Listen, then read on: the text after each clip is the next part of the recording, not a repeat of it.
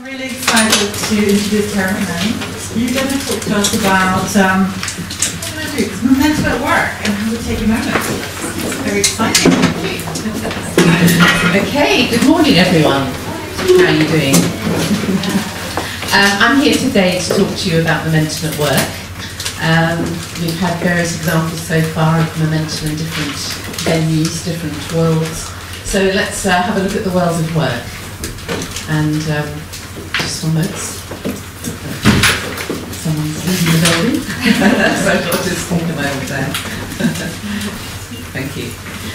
Okay, so I'm going to look particularly at how you build momentum at work, how you maintain it, and then how you make sure that you're not heading off in the wrong direction because you're so full of momentum. And also going to look at the personal side of things, the team side, and then organisation. So if we look at the personal side, first of all, I've got a question for you. If you think back over your career, what are some of the high points, some of the times when your career was just as brilliant as it could be? And what was it that made it such a great time? Who was your leader? What did they do? What did you do? So just think about that for a moment. And I'm going to share an example of one of my highs. So I was working in an international oil company, and I was working in the training and development function. I'd only been there about 6 months, and my leader sat me down and said to me, "Terri, I'd like you to design the negotiating skills course for the UK." Now at that point, I hadn't designed a course at all, and I knew very little about negotiations. So I was a little bit flummoxed as to what to do. But he had 10 months in which I needed to do this, and he gave me all the support I needed. I had opportunity to go out and see what other negotiating skills courses existed, and I got a chance to talk to various people within the organisation to see what they needed. My boss said, "Whenever you need me, come and see me. I'll leave it up to you." So from that experience, I actually did design and run the negotiating skills course, and it's still one that they've used today, years later. What made it such a great experience was the fact that I had a leader who saw something in me that I didn't see myself. He had a belief in me, he trusted me, he allowed me the space to find things out in my own way. And he was there if I needed him. And he actually co-facilitated with me in my first workshop. And that event stayed with me for many, many years as such a great way to be led, and inspired me into how you can lead others. And there was a lot of personal momentum that went on in that experience. I did lots of extra hours, I was highly motivated, and hopefully I delivered a great product at the end of it. So looking at what it is that motivates us personally, I've worked for some 25 years now in multinationals and worked with lots of leaders and teams, and there are 3 key elements that I think helps generate personal momentum, and they are talents. What are your natural talents? I'm not dropping pens. What are your natural talents? What are you great at? What can you do without even thinking about it? Maybe even take for granted because you do it so naturally. So if you can identify your talents, another element is your passions. What are you really passionate about? What do you care about? What makes a difference to you? What's important to you? And passion is a strange word in the world of work sometimes, so maybe it's more about what's really important to you, what drives you. And last but not least, opportunities. Or organisational needs. Is there an opportunity for you to combine what you're naturally good at with what you're passionate about, what's really important to you? And how can you combine those two to meet a current organisational need? If you can combine all 3, this is the personal sweet spot, a bit like on a tennis racket where you can just hit that absolute perfect spot and it creates huge momentum going forward. So if you can tap into your own personal momentum, which generates lots of energy for you, it then can help you inspire and engage others. The bigger green circle here is all about purpose. So So if you then imagine a team full of people who are all on their top performance, motivated, and they're all working towards a common purpose, just how powerful that could be. So that's the top performance and individual, and I'm now going to lead on to teams. If you want a really high-performing team with great momentum, it's really important to have them aligned around a common purpose, I believe. And if you build on that top model, where you have the people performing at their best, you can then build it into a team where you appreciate the differences, you lead with a purpose, and you ignite the passions. So as a team, each of us have different talents, different passions. So how can you identify what they are within a team and then really appreciate what each person brings and make sure that as a whole you're all working in the same direction, you've got a clear purpose. And if you're all ignited by that purpose and know that your differences are being appreciated, you can really get a great top team working. So let me have a look at the differences for a moment. There are loads of profile tools out there, and I'm sure you've experienced many of them yourselves. One way I like to look at it quite simply is there are people who, and we all can do all of these, but we have preferences, would be my take. Some people are really great at the what. What are the facts, the figures, the data? What's the logical analysis? And that's their real strength and passion and purpose. There are people who are really into why. Why are we doing this in the first place? What's the big picture? What's the overall purpose? What are we trying to achieve? Then there are people who are into the who, but who needs to be involved? That's where the team development comes in, customer relationships, knowing who your key stakeholders are, and how can you engage them, making things happen. And then there's the how people, but how's it going to work? What do we actually have to do? What are the plans, the systems, the processes? Now, we need all of these in any team to be really effective. But as some of us have experienced, often people recruit in their own likeness. It's the most comfortable thing to do. So you might get a team full of lots of whats and hows, but they don't really have the big picture thinkers or the people engaged in looking after the team or the stakeholders or the customers. You might have designers who are brilliant at big picture design and know what to put in place, but they don't know how to make it work. So you have other people who are great at making things work, but don't have the big picture. So somehow you need to find out in any team that you're part of, what combination of people have you got, and what preferences do they have? And usually have 2 or 3 of these. Some people are lucky enough to have all 4 balanced. But wherever you are, make sure that as a team you cover all of that. And the appreciating differences for me is very much about, if you know that you have lots of people who are great at the what needs to happen and how it's going to be put into place, but not so much on the big picture or how you engage the people, which is obviously my area, it's getting the combination of all of that together that really makes the difference, and recognising that rather than saying that's not important. How can you find someone in the team that has the opposite strengths, or someone in the organisation that can support you, so that together you can create great things? So a personal example would be, I'm now an independent consultant and I pop in and out of lots of different multinationals. And one of my long-term clients is a vice president of engineering for an oil company. Now he knows me well, and he's great at the technical stuff and even the big picture, but he knows when he needs to get people together, he's not really so great at that. So he'd call me up and say, Terry, I've got 40 engineers from around the world. I need to get them together for 2 days and get their buy-in to a new safety approach. Can you help me? So I will meet with him, find out what he actually needs, talk to some of the key people that are going to be coming, and find out what it is that they want to achieve by the end of those 2 days. So they're great at the what and the how.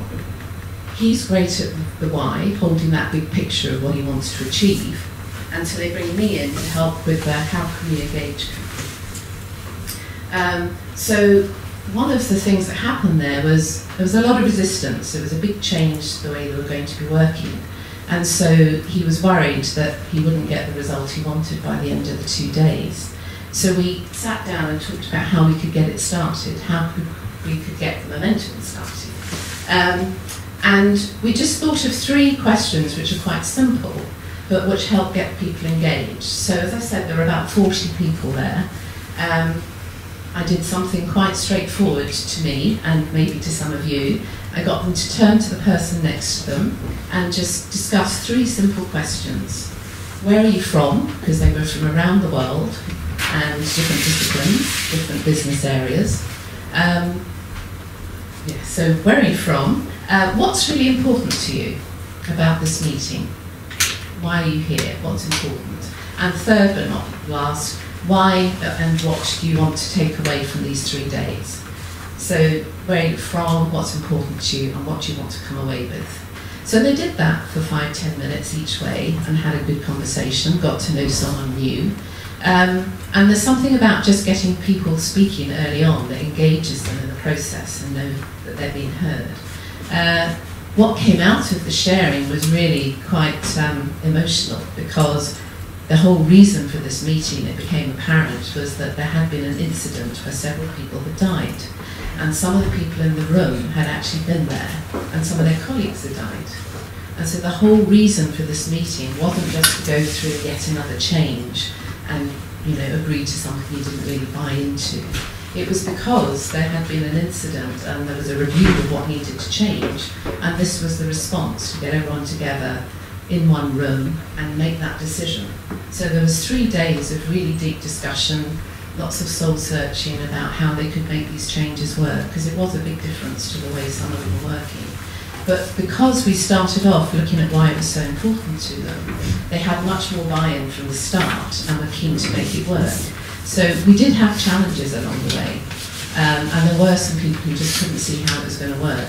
But thankfully, by the end of 3 days, and all the discussions and explorations that went on, they did actually buy into the new way, found a way to make it work in their location.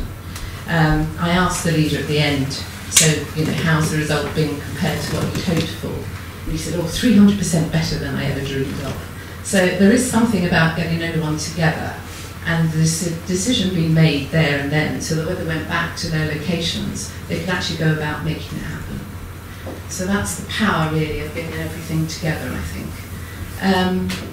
So where to go from here? There's something about, once you've got all that momentum going, how do you check that you're going in the right direction? Because momentum builds, and so sometimes you can get carried away and find you're heading off down here when really you could have taken a turn earlier on. I think about it a bit like my sat-nav. I was travelling back last weekend with my husband and Greyhound, and we put the sat-nav on for home because we didn't quite know our way out of a particular area. And we were going to turn it off when we got back to the motorway, thinking we know where we're going now. But we decided to leave it on because it gave quite useful information, like how many miles, what time we might arrive, so we thought we'd do that. And then as we were driving, suddenly Katie, the voice of the sat-nav, spoke and said, "Due to current traffic conditions, we are recalculating your route." I went, "Oh." And there had been a big hold-up on one of the roads that we were about to take, and she redirected us and took us down a different way. And I think of that as quite a nice way of thinking about when you're at work and you're heading in a particular direction. Sometimes unexpected things happen and you have to take a detour. You have to change direction.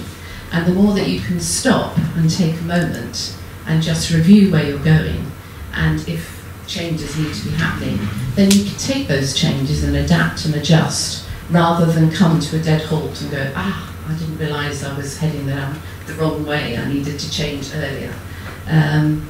If you think about, I'm going to try something here now. If you think about, if you have your vision straight ahead, you just imagine staring at a point straight ahead of you, and you're only focused on that point, all your energy goes there, and you're just heading in that one direction. But if you then soften your gaze and just if you imagine your hands going to the side, you can sort of see them moving. So you're having a clear intention ahead, but you're also aware of what's going on around you. And that's quite a nice experiment to try, I think, just to be clear about where you're going, but also mindful of what's happening around you, so you can adapt and adjust. One procurement leader that I worked with, we were doing a lot of analysis of where they were on a particular challenge, and we got to a point where we said, let's stop, review where we are. They did that for a few moments, and then he said, it doesn't smell right. And I thought, what a strange thing to say. It often doesn't look right, it doesn't feel right, it doesn't smell right. So after that, we reviewed it and made some adjustments, and then that became the in-joke of the team. Does it pass the smell test? So there's different ways that you can do it, just to stop and check that you're heading in the right direction. So how can momentum build through an organisation? I was working for a European shared service organisation for a number of years, where we had 9 locations with IT, finance, procurement, and a few others. And we got them all together, 100 team leaders, to get their buy-in to the new business plan. And it had started with the leader of the MD of the division decided that he wanted to get their buy-in, and he wanted to do it in a fun and creative way. So he started with a vision, he then got the leadership team aligned around it, and then got 100 team leaders from across Europe together for 3 days. So I designed and led that event, and by the end of it, we had these buttons that you press. I don't know if you've experienced them when you're in a big auditorium, and you can press a button and vote on something, and then the screen comes up. So you can get a really live, in the moment, sort of a sense of what's happening. So they presented the business plan of where they were, and got votes on what's happening and how they found about that. What was their sense of the current business plan, which was a draft. We spent the whole day then revising and discussing what could happen to change it to meet their location needs. And then overnight, I worked with the leadership team to actually adjust the business plan so that it was re-draft with all their input. So the next morning, we actually presented it back. This is the revised business plan. What do you think? And there was lots of voting and discussion. And by the end of those 2 days, we had tweaked it enough so that they could all buy into it and go back to their locations and spread the word and engage their teams in it. And in fact, the head of finance then came up and said, I want to do this with my 160 finance leaders across Europe. So the momentum just kept going, and we had regular reviews to make sure that it was heading in the right direction. So just to bring this to a close, I've got 3 numbers here. I don't know if anyone recognises them. But there's a Gallup poll which does surveys into how engaged people are at work.